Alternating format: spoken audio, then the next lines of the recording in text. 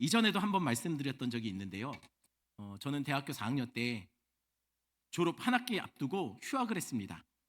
휴학을 한 이유는요, 미국의 자비랑 선교사 훈련을 참석하기 위해 6개월 동안 훈련 받으러 가려고 휴학했습니다. 그리고 그 훈련은 잘 마치고요. 훈련 같이 받았던 동기들하고 한 2주 정도 차를 렌트해서 졸업 여행으로 미서부 여행을 한번 돌았던 기억이 있습니다.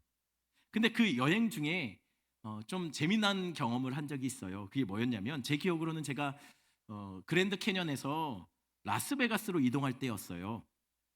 그래서 라스베가스라고 하니까 오해하실 것 같아서 얘기하는데요, 도박하러 간 건 아닙니다. 아니, 누가 뭐라고 그랬나 괜히 찔려서 라고 생각하는 분들 다시 말씀드립니다. 정말 도박하러 간 거 아닙니다. 원래 미국 서부를 지나다 보면요, 어쩔 수 없이 라스베가스에 들릴 수밖에 없어요. 어쨌든 당시는 내비게이션이 없던 때예요.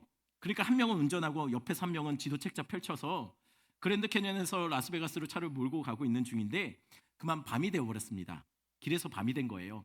근데 아시는 분들은 아시겠지만 라스베가스가 사막 한가운데 있어요. 그러니 그 진입하는 도로가 요래요. 요렇게 생겼어요. 어떤가요? 말 그대로 황량하죠. 가로등 없습니다. 게다가 밤이 되면요, 미국 사람들은 한국 사람들처럼 잘 안 돌아다녀요. 그래서 정말 운전하는데 가끔 차가 한두 대씩 지나가요. 그러니 어두운데 가로등도 없죠, 차도 없죠 하니까 어두운데 그냥 열심히 달리는 거예요. 그런데 그렇게 달리고 있는데 저쪽 산맥 너머 쪽에 뿌옇게 불빛이 보이기 시작했습니다. 그래서 우리는 처음에 그렇게 생각했죠. 저건 라스베가스가 아닐 거다. 가기 전에 마을이 몇 개 있나 보다 생각했습니다. 왜냐하면 아직 라스베가스에 도착하려면 2-3시간 정도는 더 차로 달려야 되거든요. 그러니 거리상으로는 서울에서 대전보다 더 먼 거리예요. 그러니 저 불빛이 라스베가스 불빛일 리가 없죠. 근데 희한하죠? 그렇게 생각하고 1시간 이상 더 달렸어요. 근데 그 뿌연 불빛이 그전보단 좀 더 선명해졌지만 여전히 멀리서 희미하게만 보이고 있어요. 그래서 그렇게 생각했죠. 설마? 에이, 아니겠지. 여전히 그랬습니다. 그리고도 또 한참 달렸어요. 그러니 이제는 반응이 어떠냐면 이렇게 바뀌었어요. 진짜야? 이게 말이 돼? 그리고 결국 그 불빛의 정체가 라스베가스였다는 게 우리가 라스베가스를 도착하고 나서야 알게 되었어요. 아니, 그런데 이게 어떻게 가능하죠? 여러분들, 오산에서 밤에 대전의 불빛이 보입니까? 아파트 높은 데 사시는 분 혹시 오산에서 밤에 대전 보입니까? 불빛이? 왜 다들 보이는 것 같은 표정을 지으세요? 저희는요, 오산에서 대전까지 거리보다 훨씬 더 먼 거리서부터 라스베가스를 봤어요. 이게 어떻게 가능할까요?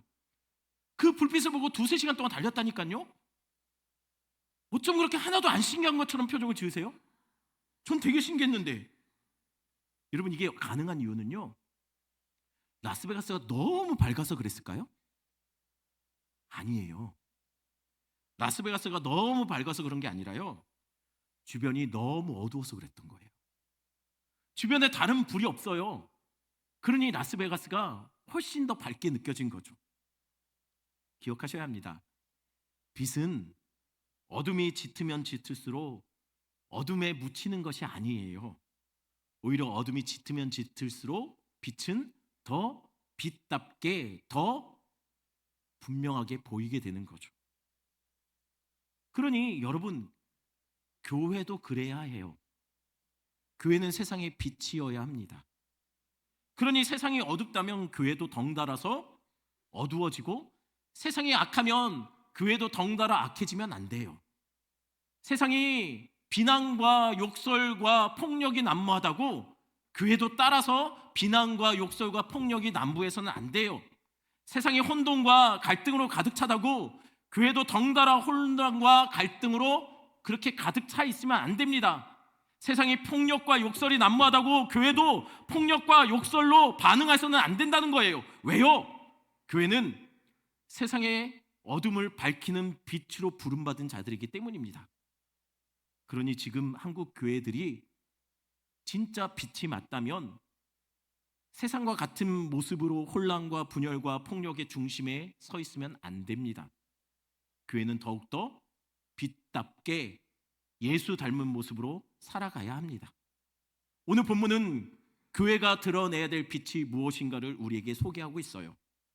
그러면 오늘 그 빛이 뭔가를 먼저 이야기하기 전에 우리가 계속해서 성막을 다루고 있는데 성막의 구조를 이야기하지 않고 시작을 했더니 여러분들이 그냥 성막의 기구들 하나하나가 어딘지 약간 이렇게 그 그림이 안 오는 것 같아서 먼저 시작하기 전에 성막의 대략의 구조를 먼저 이야기하고 시작하겠습니다. 옆에 사진을 먼저 보겠습니다. 이게 성막의 간단한 구조를 보여주는 조감도입니다. 성막은 크게 셋으로 나눌 수 있어요. 성막들 혹은 성막의 마당이라고도 불려요. 성막들과 성소와 지성소 이렇게 세 구역으로 나눌 수 있습니다. 그러면 성막 입구는 어딜까요? 성막 입구는 성막의 동쪽에 위치해 있습니다. 이게 유일한 입구예요. 여기 아니면 성막에 들어갈 방법이 없어요. 뒷문이 없어요. 성막은 유일한 동쪽 문 하나입니다. 그러면 우리가 성막의 입구로 들어가면 제일 먼저 접하게 되는 공간이 어딜까요? 바로 성막들입니다. 성막들의 모습은 이렇게 생겼습니다. 어떤가요? 두 개의 기구가 있죠. 사각형의 모습의 기구는 제단입니다.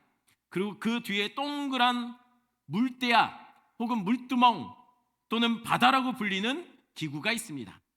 이게 성막들과 그 안에 놓인 기구들이에요. 간단하죠? 어렵지 않죠? 이거 기억해 주셔야 돼요. 왜냐면은 아직 성막이 많이 남았거든요. 성막 이야기할 때마다 대충 여러분 머릿속에 그것이 그려져야 됩니다. 그럼 이 성막들에는 누가 들어올 수 있을까요? 성막들에는 누가 들어갈 수 있을까요? 아무나 들어가면 됩니까? 아니요. 성막들은 이스라엘 백성 중에 죄송합니다. 남자들이 정결법상 문제가 없다면 누구나 들어갈 수 있는 곳이 성막들이에요. 그러면 입구에서 성막들을 지나 그 다음으로 갈 수 있는 곳은 어딜까요? 성막들을 지나면 텐트 안으로 들어갈 수 있게 됩니다. 그 텐트 안에는 사실 하나의 텐트지만 가운데 휘장으로 두 개의 공간으로 나누어져 있어요. 들어가자마자 나오는 공간은 성소입니다. 그렇게 성소로 들어가면 그곳에 세 개의 기구가 있습니다. 그 세 개의 기구가 뭐냐면 지난주에 우리가 다루었던 떡을 올려놓는 떡상, 진설병상이라고도 하는데요. 떡상이 있고 그것을 마주보고 있는 게 뭐냐면 오늘 다루게 될 등잔대입니다. 그리고 휘장, 바로 앞에 분향단이 있습니다. 그럼 성소는 누가 들어갈 수 있을까요? 성소는 아무나 들어갈 수 있는 게 아니에요. 여기는 제사장들만 들어갈 수 있어요. 그러면 성막 안에 휘장 안쪽은 뭐가 있을까요? 휘장 안쪽은 지성소라고 불립니다. 성소 거룩한 자리보다 더 지극히 거룩한 장소라고 해서 지성소입니다. 이곳은 우리가 2주 전에 다루었던 언약궤가 놓여 있는 곳이에요. 그리고 이 지성소는 1년에 딱 한 번 속죄일날 대제사장만이 빈손 말고 희생제물의 피를 들고 들어갈 수 있었어요. 자, 그러니 성막 구조는 이 그림만 기억하시면 될 것 같아요. 입구는 동쪽입니다. 동쪽으로 들어가면 마당이 나와요. 마당에 들어가면 두 개의 성막과 관련된 기구가 있는데 그게 번제단과 물두멍이죠. 그리고 천막 안으로 들어가면 성소와 지성소가 있는데 지성소와 성소는 휘장 하나로 가려져 있어요. 성소는 저런 세 개의 기구가 있고 그 다음 지성소 휘장 안으로 들어가면 지성소에는 법궤가 있다라고 말씀드렸어요. 오늘 우리가 같이 살펴볼 등잔대는 바로 그 천막 안으로 들어갔을 때 첫 번째 공간인 성소 안에 위치해 있습니다. 그러면 먼저 등잔대는 어떻게 만들까요? 어떻게 생겼을까요? 일단 기본적으로 이런 재료로 만들고 이렇게 모양을 만들어야 된다라고 설명하고 있습니다. 31절 이렇게 설명하고 있어요. 한번 같이 읽겠습니다. 너는 순금으로 등잔대를 쳐 만들되 그 밑판과 줄기와 잔과 꽃받침과 꽃을 한 동이로 연결하고. 무슨 얘기인지 알겠습니까? 일단 얘기는 이렇습니다. 등잔대는 순금을 쳐서 만들어야 돼요. 때려서 만드는 거예요. 녹여서 붓는 것이 아니라 때려서, 순금이 연하지 않습니까? 때려서 만드는데 밑판, 줄기잔, 꽃받침, 꽃을 한 덩어리로 잘라서 만드는 게 아니라 아예 한 덩어리로 한 덩어리 금을 쳐서 저렇게 만들라는 거예요. 그러면 좀 난이도가 있겠죠. 그리고 이 모양이 어떻게 생겼는지 설명은 하고 있는데 당최 말만 듣고는 뭔 소리인지 모르겠어요. 그러니까 일단 보고 시작하겠습니다. 자, 이렇게 생겼을 겁니다. 밑판 보이죠? 가운데 하나 쭉 뻗은 것이 줄기예요. 그리고 양옆으로 꽃받침 가지 꽃들이 있고 가지가 이렇게 양쪽으로 나와 있습니다. 자, 이게 한 덩어리로 분리되지 않는 형태로 만들어지는 겁니다. 그리고 32절 사진을 보면서 이야기하겠습니다. 32절 한번 읽어볼까요? 32절 같이 있습니다. 가지 여섯을 등잔대 곁에서 나오게 하되 다른 세 가지는 이쪽으로 나오고 다른 세 가지는 저쪽으로 나오게 하며. 메인 줄기가 있죠, 가운데. 그 줄기에서 이쪽과 저쪽으로 세 개의 가지를 내래요. 가운데는 줄기고 그 곁에는 양쪽에 세 개씩 가지가 나오는 거예요. 총 6개의 가지가 펼쳐지는 거죠. 근데 주목할 것은 어디서 나오냐면 곁에서 나오래요. 등잔대에 있는 곁에서 나옵니다. 근데 이 곁에서라는 단어가요, 원어로는요, 이게 샤드라는 단어를 쓰는데요, 그 뜻이 옆구리 또는 옆이라는 번역을 하는 단어예요. 뜻을 가진 단어예요. 즉 금을 쳐서 때려서 만드는데 기본 줄기에 옆구리를 때려서 6개의 가지를 뽑아내라는 거예요. 그리고 그렇게 뽑아낸 가지 외에 꽃과 받침을 3개씩 만들려고 합니다. 보세요. 한번 세보세요. 옆에 가지들 6개가 꽃같이 생긴 것들이 붙어있죠? 그게 몇 개씩 있습니까? 3개씩이에요. 이렇게 3개씩 만들라는 거예요. 그러면 메인 줄기에는 꽃이 몇 개입니까? 왜 4개일까요? 34절에 이렇게 말하고 있기 때문이에요. 같이 있습니다. 등잔대 줄기에는 살구꽃 형상의 잔 4과 꽃받침과 꽃이 있게 하고, 가운데 메인 줄기만 꽃과 꽃받침을 4개씩 만들라고 말합니다. 다른 가지는 3개씩이에요. 근데 그 꽃과 꽃받침의 위치가 어떻게 됐냐고 얘기하냐면 35절에 이렇게 말해요. 35절 상반절만 읽겠습니다. 같이 읽습니다. 등잔대에서 나온 가지 6을 위하여 꽃받침이 있게 하되 2 가지 아래에 한 꽃받침이 있어. 자, 한 꽃받침마다 2개의 가지가 나오게 한다는 거예요. 제가 동그라미 친 이 꽃받침, 꽃과 꽃받침이 놓여 있는 곡에서 2개의 가지가 나오는 겁니다. 이해되셨죠? 사진에서처럼 메인 가지에 꽃과 꽃받침이 있고 그 옆구리에서 양쪽으로 2개의 가지가 나오게 하라는 겁니다. 그런데 이게 분리된 것이 아니라 다 연결된 한 덩어리라는 거예요. 순금으로 만들라는 거죠. 근데 이게 어떤 꽃 모양이라고요? 한글 번역에는 살구꽃이라고 번역되어 있어요. 하지만 실제 원어상으로는 살구꽃이 아닙니다. 아몬드 꽃이에요. 그래서 영어 성경도 다 아몬드로 번역했어요. 한글 성경에는 살구입니다. 왜 그럴까요? 왜 한국 번역에는 살구꽃이라고 번역했을까요? 아몬드가 아니라 실제는 아몬드인데. 아몬드가 어떻게 생겨 먹었는지 우린 몰라요. 한국에 없어요. 아니, 아몬드가 우리나라에 없다고 아몬드를 살구라고 번역해도 됩니까? 살구는 살구고 아몬드는 아몬드 아닙니까? 왜 하필 살구일까요? 사진을 보면 이해될 겁니다. 이해되셨죠? 설명이 필요합니까? 살구꽃이랑 아몬드꽃이 어떤가요? 닮았어요. 그래서 한글 성경을 번역하는 분이 우리나라 사람들에게 아몬드꽃 하면 이 감이 안 오니까 그냥 거의 똑같이 생겼다고 생각하는 살구꽃 모양 이렇게 얘기를 한 거예요. 하지만 그래도 살구는 살구고 아몬드는 아몬드 아닙니까? 하나님이 아몬드 꽃 모양으로 만들라고 했을 때는 모양 디자인을 그렇게 하라는 의미가 아니라 아몬드가 갖고 있는 특별한 어떤 상징성 때문에 그런 거였어요. 그러면은 아몬드가 가지는 특별한 상징성은 뭘까요? 이스라엘 백성들에게 아몬드는 어떤 꽃이냐면요, 1년 중에 가장 먼저 펴요.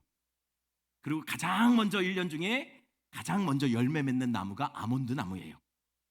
한 해에 가장 먼저 생명이 자라고 가장 먼저 첫 열매를 내놓는 것이 아몬드라는 거예요. 그러니 하나님은 이스라엘에게 있어서 가장 첫 열매이자 생명의 시작인 그 아몬드 꽃, 그 옆구리를 때려서 어떻게 해요? 가지를 뽑으라는 거예요. 다시 말합니다. 생명의 첫 시작이자 첫 열매를 그 옆을 때려서 거기서 가지를 하나씩 양쪽으로 2개씩. 그래서 총 6개의 가지를 뽑아내라고 하나님은 말하고 있어요. 때려서요. 그럼 결론적으로 등잔의 모습은 이런 모습일까요? 이렇게 생긴 게 맞죠? 오늘 말로 설명한 것을 다 담은 것은 이게 맞습니다. 그런데 실제 등잔 때의 모습은 이거 같지는 않았을 거예요. 왜 이거 같지 않았을까요? 이것보다 저는 이것에 더 가까웠을 거라고 생각합니다. 다음 사진이요. 요 모습이요. 물론 이 모습은 꽃받침 숫자나 꽃의 모양이 앞에 설명했던 설명하고는 좀 달라요. 그것 빼고 제가 보는 이미지를 말하는 거예요. 이게 전체적으로 실제 등잔대의 모습을 닮았을 거라고 생각합니다. 실제 등잔대의 모습은 사라져서 실제로 그것을 본 사람이나 그것에 대한 어떤 사진을 찍어 놓은 사람이 아무도 없어요. 그때 사진기가 없었잖아요. 하지만 이 모습에 더 가까웠을 거라고 저는 생각합니다. 대부분의 학자들도 동일한 생각이에요. 왜냐하면 앞에 것보다 이게 더 뭐에 가깝죠? 나무 모양에 가까우니까요. 아니, 성막의 등잔대가 나무 모양에 가까웠을 거라고 어떻게 추측을 할 수 있죠? 힌트가 있어요. 출애굽기 25장 39절 40절 말씀. 39절 제가, 40절 여러분들 읽어주십시오. 등잔대와 이 모든 기구를 순금 한 달란트로 만들되 너는 삼가 이 산에서 내게 보인 양식대로 할지니라. 힌트는 하나님이 등잔대를 말로만 설명해 주신 것이 아니라 모세에게 직접 보여줬다는 거예요. 어디서요? 이 산에서요. 도대체 하나님은 언제 이 산에서 모세에게 이 등잔대의 모습을 보여줬을까요? 그리고 모세가 이전에 언제 이 산에 왔을까요? 온 적이 있습니까? 있어요. 모세가 이 산에서 그리고 또 본 것도 있어요. 이전에. 그게 뭡니까? 바로 이거 봤어요. 이거요. 이게 뭡니까? 불타는 떨기나무예요. 이곳 시내산이 바로 모세가 양치다가 헤매다가 불타는 떨기나무를 봤던 곳이에요. 시내산은 호렙산과 같은 곳이에요. 하나님이 이거 보여주셨다는 거예요. 그리고 오늘 이 모양 너 기억하지? 이 모양대로 등잔대를 만들라고 했다는 것이 대부분의 학자들의 공통된 의견이에요. 그래서 저도 이게 맞다고 생각합니다. 그렇다면 이것이 의미하는 것이 뭘까요? 여러분, 불타는 떨기나무가 가지는 상징성이 뭘까요? 불은 하나님의 심판의 이미지입니다. 불로 하나님이 임하셨다는 것은 하나님이 심판의 주로 임하셨다는 거예요. 근데 그 심판의 주가 떨기나무에 임했어요. 떨기나무는 뭘 말하는 걸까요? 불에 가장 광야에서 잘 타는 것이 떨기나무예요. 즉, 이 떨기나무가 말하는 것은 불에 타서 소멸될 죄인들의 모습을 말하는 거예요. 자, 그러니 불과 떨기나무가 만나면 어떻게 되죠? 하나님과 죄인이 만나면 어떻게 되죠? 당연히 떨기나무는 불에 의해서 소멸되게 됩니다. 다 태워져서 없어질 거예요. 당연히 하나님 앞에 선 죄인들은 하나님의 진노를 받아 멸망당하고 없어지고 소멸될 거예요. 그런데 모세가 본 것은 좀 달랐어요. 당연히 소멸될 떨기나무에 불이 붙었습니다. 근데 희한하죠? 안 타요. 떨기나무가 소멸되지 않아요. 그것 보여주시면서 하나님이 이렇게 약속해요. 내가 너희와 함께 하겠다고요. 아니, 이스라엘은 죄인인데 하나님이 그들과 함께하면 이스라엘 죽지 않습니까? 네, 맞습니다. 그러나 떨기나무는 죽지 않았어요. 이것이 약속이에요. 어떤 약속이요? 하나님이 죄인인 이스라엘과 함께 하신대요. 그런데 이스라엘이 죽지 않을 겁니다. 그래서 이스라엘이 시내산에서 불로 임한 하나님을 만났습니다. 하지만 그들이 죽지 않아요. 그래서 이스라엘이 광야에서 불기둥으로 임재하셔서 그들의 길을 인도하는 하나님과 함께 있었어요. 그럼에도 그들이 그 불에 소멸되지 않았어요. 하나님이 죄인임에도 이스라엘 중에 함께 하시겠다는 약속이 바로 불타는 떨기나무, 그 떨기나무로 보여주신 거라는 거예요. 그럼 이 약속은 언제 확실하게 성취되었을까요? 사도행전 2장에 보면 오순절 날 이 약속이 성취되는 장면이 나옵니다. 죄인들인 사도들, 제자들이 다락방에서 열심히 기도하는데 성령이 어떻게 임했죠? 불의 혀처럼 갈라지면서 각 사람에게 임해요. 불로 임재하시는 하나님은 심판의 주의 이미지라고 했어요. 심판의 주로 오신 성령이 각 사람에게 임합니다. 그러면 죄인들은 죽어야 돼요. 하나님의 진노를 받고 다 멸망받아야 돼요. 그런데 이들이 어떻게 됩니까? 죽지 않아요. 오히려 이들이 뭐가 되죠? 죄밖에 모르던 이들이 예루살렘 교회가 돼요. 그리고 성령이 거하시는 성전이 돼. 그래서 스데반은 이렇게 말한 겁니다. 이 처음의 시작을 뭘로 얘기하냐면 사도행전 7장 38절에 이렇게 말해요. 같이 읽겠습니다. 신의 산에서 말하던 그 전사와 우리 조상들과 함께 광야 교회에 있었고 또 살아있는 말씀을 받아 우리에게 주던 자가 이 사람이라. 스데반은 하나님이 불로 임했지만 멀쩡하게 살아있었던 신의 산에 모여있던 이스라엘을 보고 뭐라고 말하면 광야 교회라고 말해요. 사도행전 2장에도 성령이 불같이 임했지만 죽지 않았던 죄인들이 예루살렘 교회가 돼요.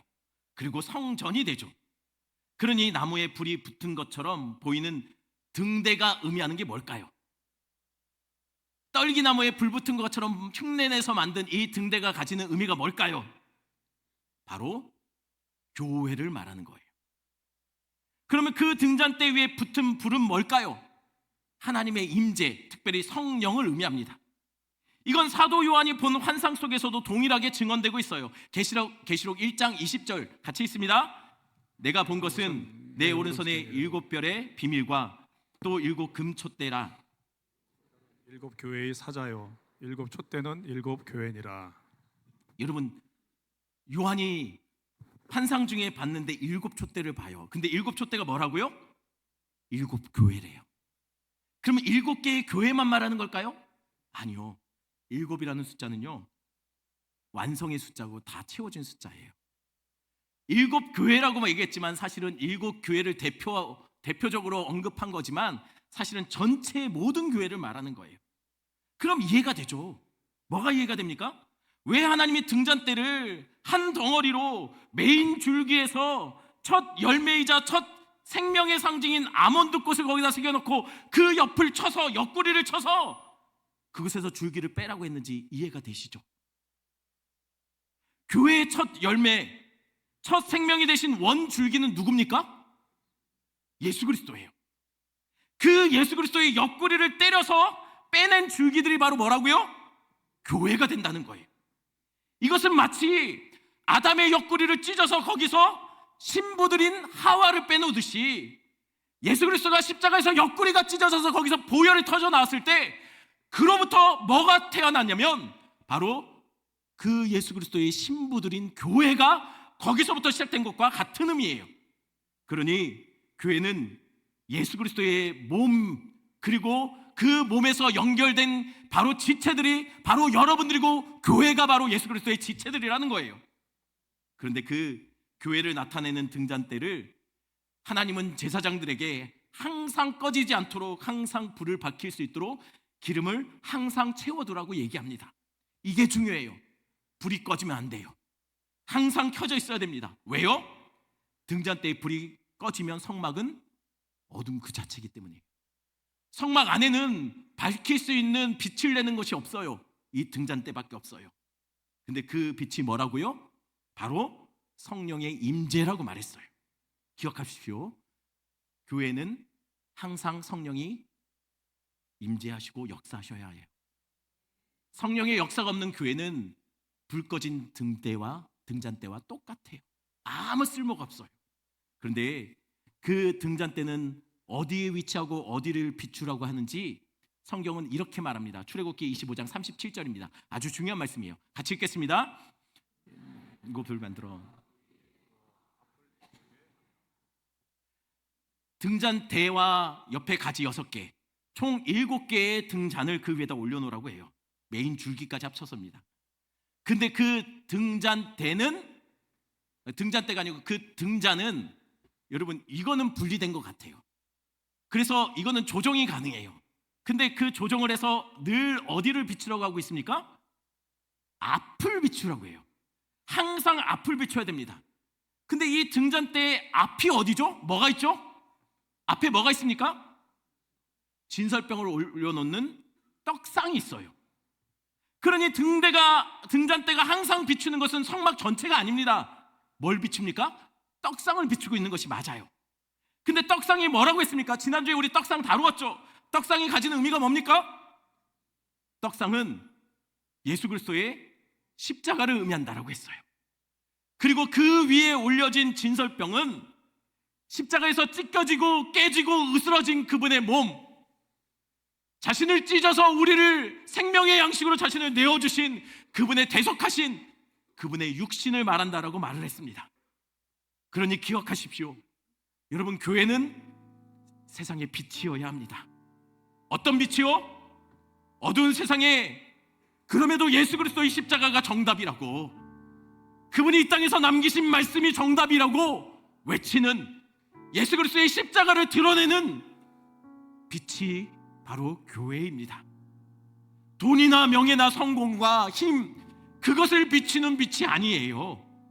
더 가지겠다고, 더 누리겠다고, 더 높아지겠다고 그렇게 몸부림치며 그 높아진 자리, 대접받는 자리를 비추는 빛이 교회가 아닙니다.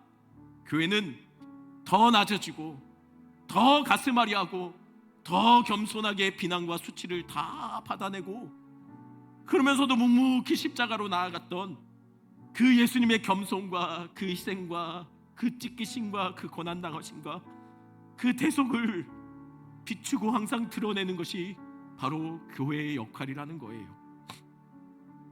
오해 없이 들어주세요. 우리가 비춰야 될 빛은 욕설의 자리가 아니에요. 폭력의 자리도 아닙니다. 세상을 향한 비난과 정죄의 자리도 아니에요. 그런 모습은 예수님이 보여주신 삶이 아닙니다. 예수님은 십자가 앞에서 자신을 잡아가는 사람을 향해 칼을 휘둘렀던 베드로를 나무라셨어요. 왜요? 예수님이 힘이 없어서 십자가에 끌려가는 것이 아니었기 때문이에요. 예수님이 동원할 군대가 없어서 십자가에 그 조롱과 비난들 다 들어가며 그 십자가에 머물러 계셨던 거 아니에요. 예수님은 당장이라도 하늘에서 천군 천사를 동원할 수 있었고, 당장이라도 하늘에서 불을 떨어뜨릴 수 있었습니다. 그럼에도 그렇게 하지 않으셨어요. 왜요? 세상은 그런 방식에 환호합니다. 그런 방식에 열광해요. 그것을 능력이라고 말을 해요. 하지만 성경 어디에도 그런 것을 능력이라고 말하지 않습니다. 성경이 말하는 능력은요, 어떤 상황에서도 죄를 선택하지 않고 어떤 상황에서도 주님의 뜻을 묵묵히 살아가는 것을 성경은 능력이라고 말해요. 견고한 사단의 진을 파하는 것이 성경은 능력이라고 말합니다. 세상 방식과 달라야 된다는 거예요. 교회가 세상에 보여줄 삶의 모습은 예수님처럼 끝까지 참고 버티고 가슴앓이 하는 거예요. 세상이 그렇게 한다고 교회가, 성도가 어둠 따라가면 안 돼요. 세상의 혼돈과 어둠이 깊으면 깊을수록 교회는 더 교회다워져야 합니다. 교회는 더 십자가의 주님 닮아가야 돼요. 교회는 더 예배해야 돼요. 교회는 더 기도의 자리에서 예수 품어내야 됩니다. 세상이 악하고 혼란스러우면 교회는 더 연합해야 되고, 교회는 더 예배 자리를 지켜야 된다는 거예요. 그게 교회예요. 그게 교회의 빛이에요. 여러분, 한국의 어두운 현실을 보면서 아파하셔야 합니다. 한국의 여러 혼란함을 보면서 울어야 해요. 그건 비난의 모습을 말하는 게 아닙니다. 분열에 동참하는 모습을 말하는 거 아닙니다. 예수님은 예루살렘으로 올라가시면서 그게 자기의 죽을 길이라는 거 알면서도 이렇게 환호하는 많은 사람들, 그 사람들 데리고 한번 해볼 수 있음에도 불구하고 예수님은 올라가면서 예루살렘을 보면서 우셨어요. 안타까워 우셨어요. 그들의 죄악을 보면서 안타까워했어요. 우리도 조국 대한민국을 위해서 울어야 합니다.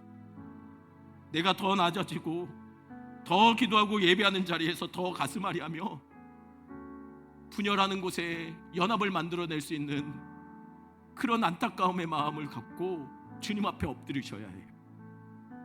비난하고 욕설하는 것이 아니라 하나님 앞에 더 겸손한 모습으로, 그럼에도 이 어두운 땅에 그럼에도 예수가 정답이고 말씀이 정답이라는 것을 드러내는 삶을 살아야 된다는 거예요. 그게 교회다운 모습이에요. 그게 십자가를 따라가는 제자 공동체의 교회의 모습입니다. 이번 명절 가족들과 모여 아마 모이면 여러 얘기들 나오고 교회를 비난하고 또 정치적인 그런 이야기들을 하게 될 겁니다. 그런 자리에서 같이 목소리 높이지 마시고 더 기도하시고 더 섬기시고 피곤한 가족들을 위해서 내가 한 번 더 움직이고 더 설거지하고 음식 만들 때 더 열심히 만드시고 그냥 묵묵히 예수님의 겸손과 섬김의 모습, 그 모습으로 누군가 불편한 이야기하고 누군가 비교하는 그 자리에 그럼에도 겸손과 섬김의 모습을 보여주시는 우리 오산제교회 성도들 되기를 축원합니다. 우리 말씀 생각하시면서 이 찬양 같이 합니다.